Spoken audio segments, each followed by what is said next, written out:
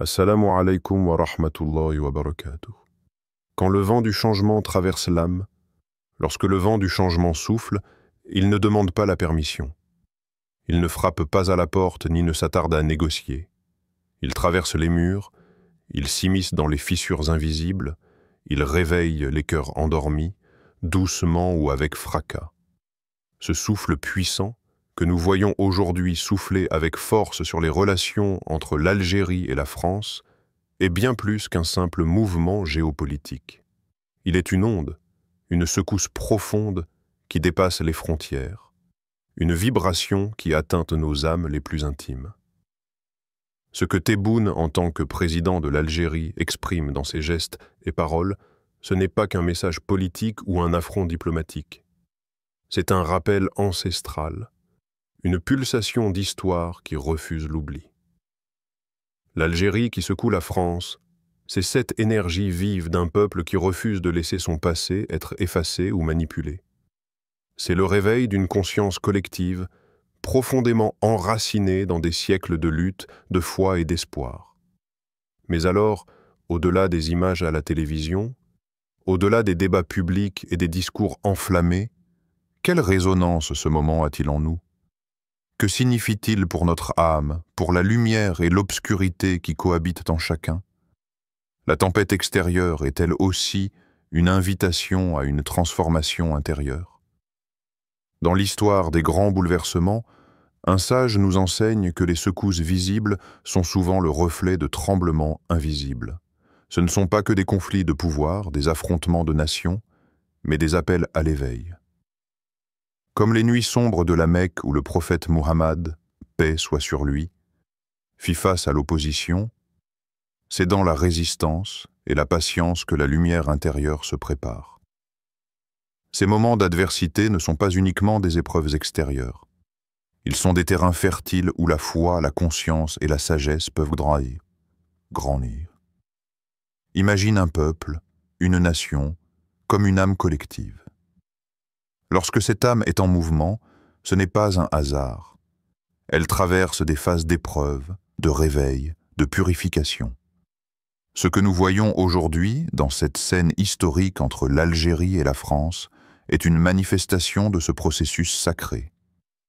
C'est un appel à ne pas simplement observer, mais à écouter, à ressentir, à comprendre que chaque bouleversement externe a un écho en nous.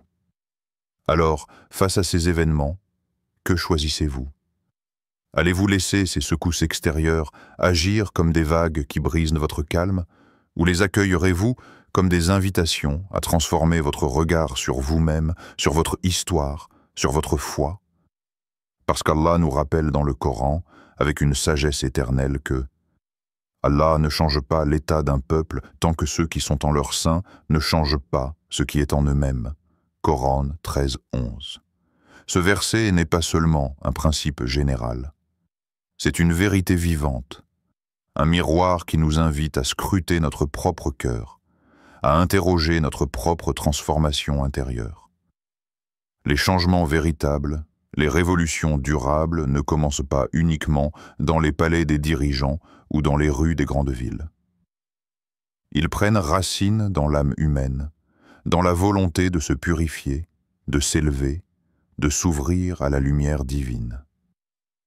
Aujourd'hui, alors que l'Algérie frappe fort et que la France ressent ce tremblement, la question que je vous pose, à vous qui écoutez, est simple mais profonde.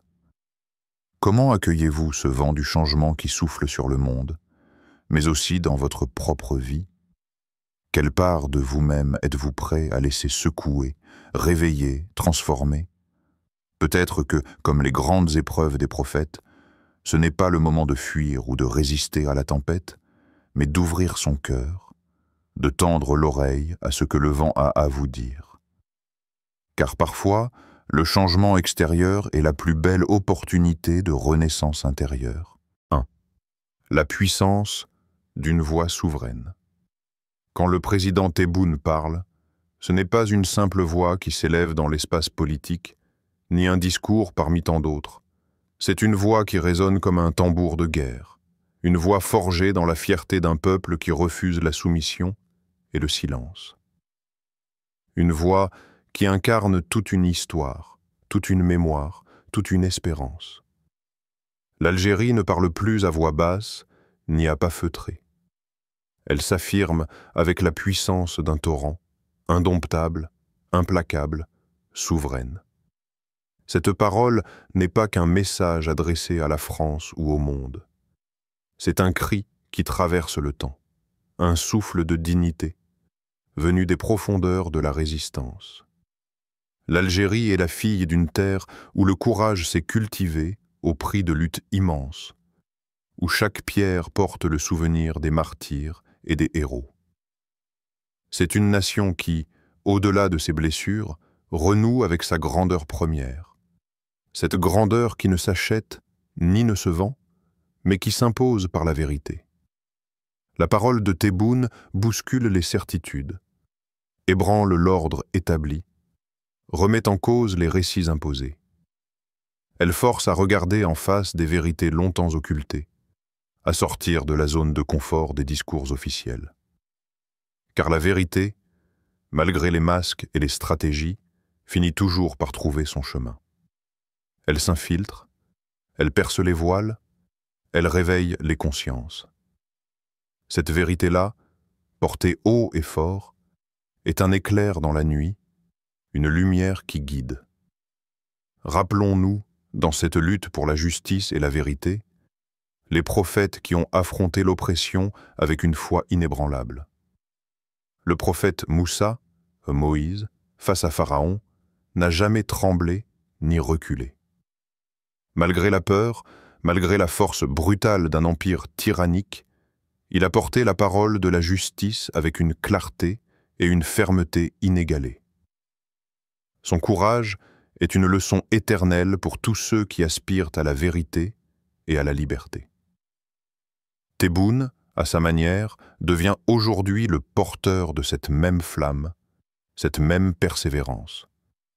Ce combat n'est pas seulement celui d'une nation, il est le combat de toute conscience qui refuse l'injustice, de toute âme qui cherche à affirmer sa dignité, même lorsque les puissants semblent vouloir l'écraser. C'est un rappel puissant que la parole, même fragile dans un premier temps, peut devenir un levier pour changer le cours des choses. Qu'une voix peut bouleverser les montagnes et secouer les fondations.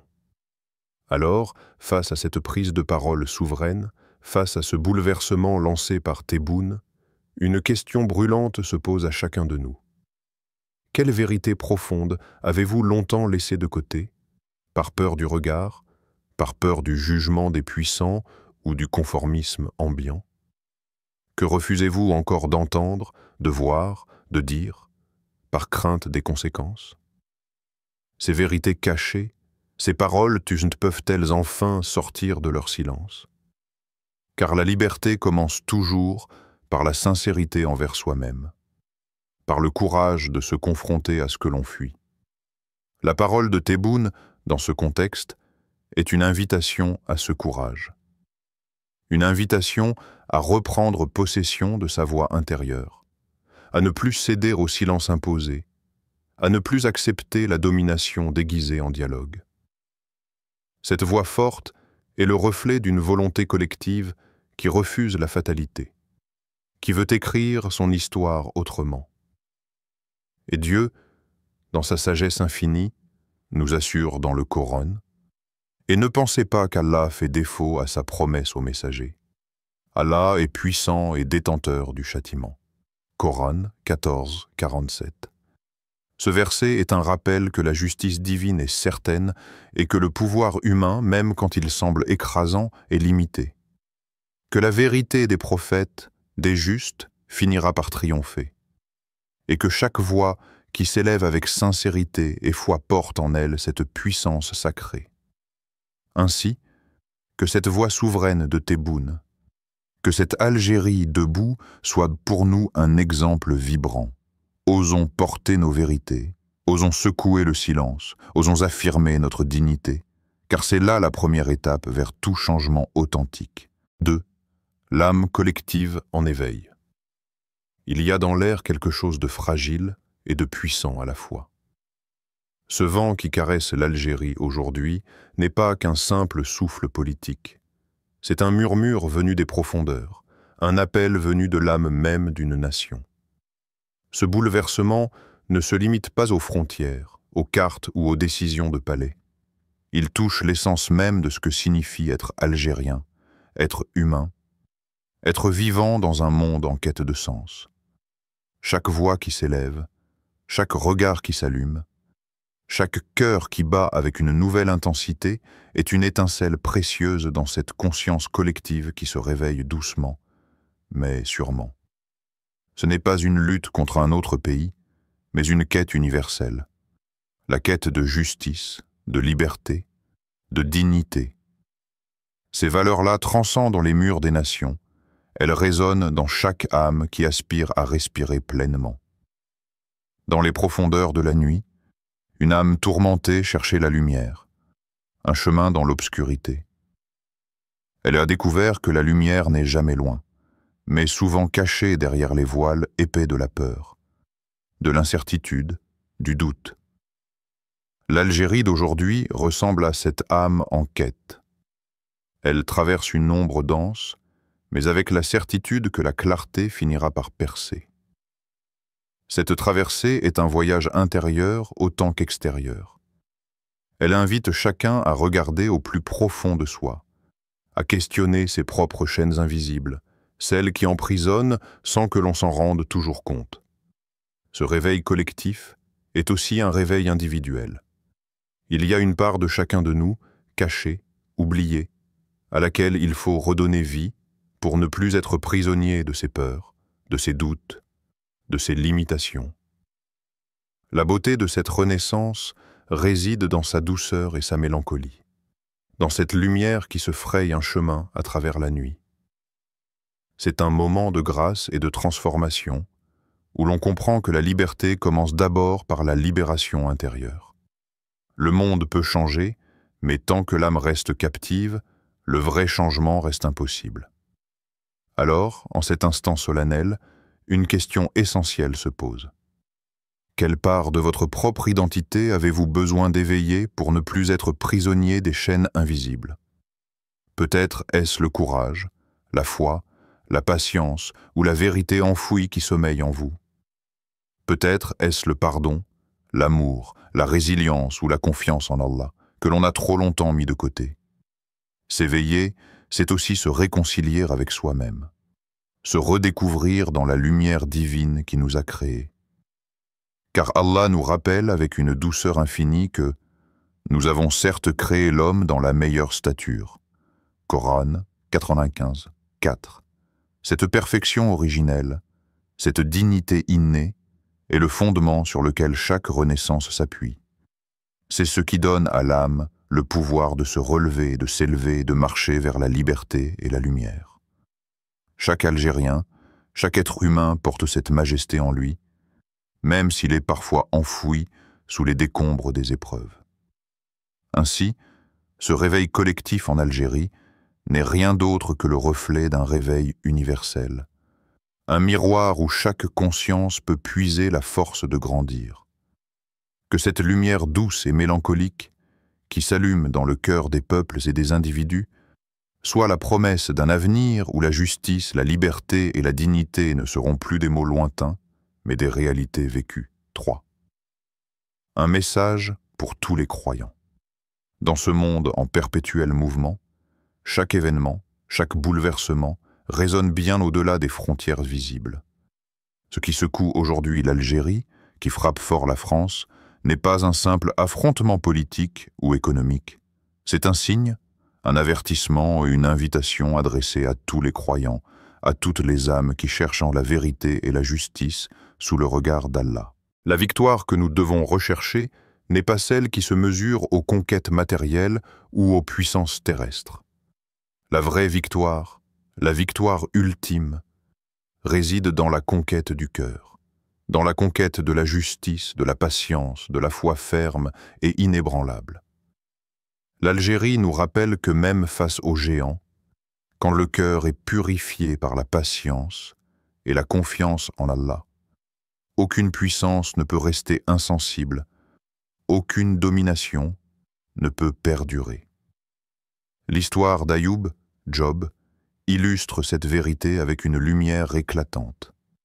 Connu pour sa patience extraordinaire, Ayoub fut confronté à l'épreuve la plus dure, la perte de sa santé, de sa famille, de ses biens. Pourtant, son cœur ne fléchit jamais.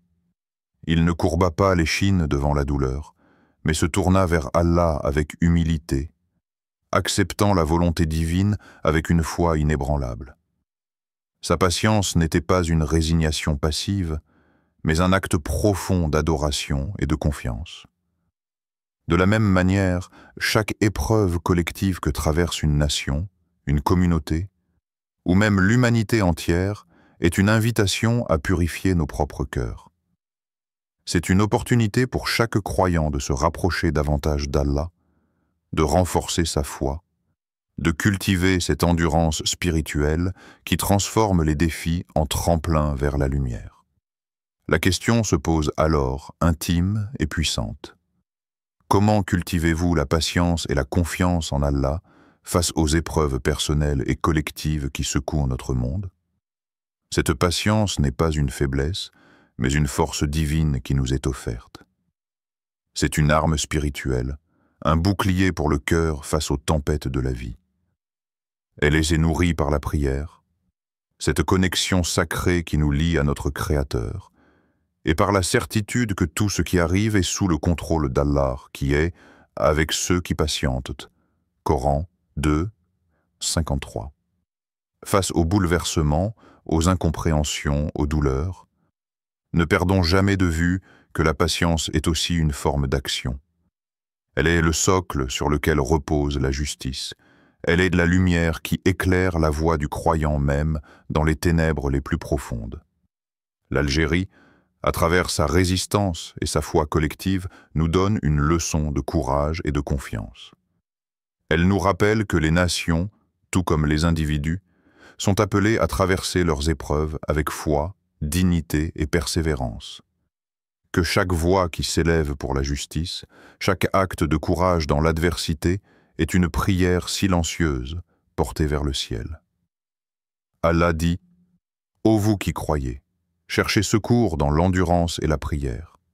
Allah est avec ceux qui patientent. » Coran 2, 53. Cette parole divine est une promesse et une garantie. Elle nous assure que dans l'épreuve, dans la patience, nous ne sommes jamais seuls. La présence d'Allah est là, plus proche que jamais, pour soutenir, guider et réconforter. Ainsi, alors que Tebboune frappe fort et que l'Algérie bouleverse la France, le véritable acteur invisible et souverain reste Allah, qui guide les cœurs, ouvre les chemins et prépare les âmes à recevoir la lumière de la justice et de la vérité. À vous, frères et sœurs croyants, revient cette responsabilité spirituelle.